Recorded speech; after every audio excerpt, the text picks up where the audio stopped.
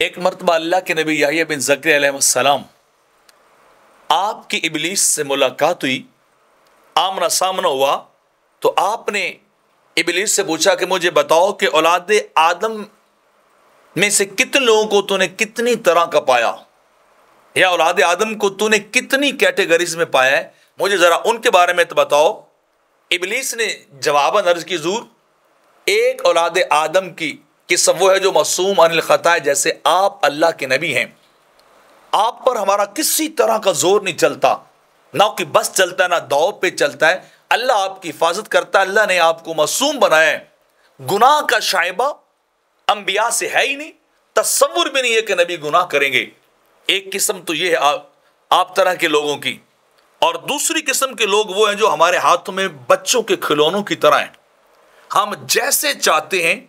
انہیں پلٹتے رہتے، دائیں بائیں جدھر چاہے انہیں گمراہیوں کی گھاٹیوں میں پھینکتے رہتے ہیں، غلط کاریوں پہ لگاتے رہتے ہیں، حکم ہمارا ہوتا ہے بجا وہ لاتے ہیں، وہ کرتے ہیں۔ دوسری قسم کے وہ لوگ ہیں جو ہمارے غلام ہیں، ہمارے قید ہیں، جیسے ہم چاہیں ان سے گناہ کروا لیں۔ اور تیسری قسم کچھ لوگ وہ جن کے بارے میں ہم بڑے ہی پریشان ہیں، ان کی ہمیں سمجھ ہی نہیں آتی کہ ہوتا کیا ہے اور کرتے وہ کیا ہے۔ تو آپ نے پوچھا وہ کیا ہے؟ وہ کہتے ہیں کہ جب ہم ان میں سے کسی ایک پہ اپنا داؤ پیچ استعمال کرتے ہیں، انہیں بھٹکاتے راستے سے گناہ کروا لیتے ہیں، ان سے غلطی کروا لیتے ہیں، تو وہ فوری طور پر کیا کرتے ہیں؟ وہ اللہ کی بارگاہ میں استغفار شروع کر دیتے ہیں، اللہ کی بارگاہ میں معافی مانگنا شروع کر دیتے ہیں، اور اللہ کی بارگاہ میں اللہ کے خوف سے کانپنے لگ جاتے ہیں، ان کا وجود کانپنے لگ جاتا ہے، رو رو کے اللہ سے وہ معافی مانگتے ہیں۔ تو ابلیس کہنے لگا جب وہ گناہ کر کے معافی مانگتے، ڈرتے ہیں، استغفار کرتے ہیں، وہ ہمارا کھیل سارے برباد کر دیتے ہیں، ہماری محنت ساری تج جاتی ہے،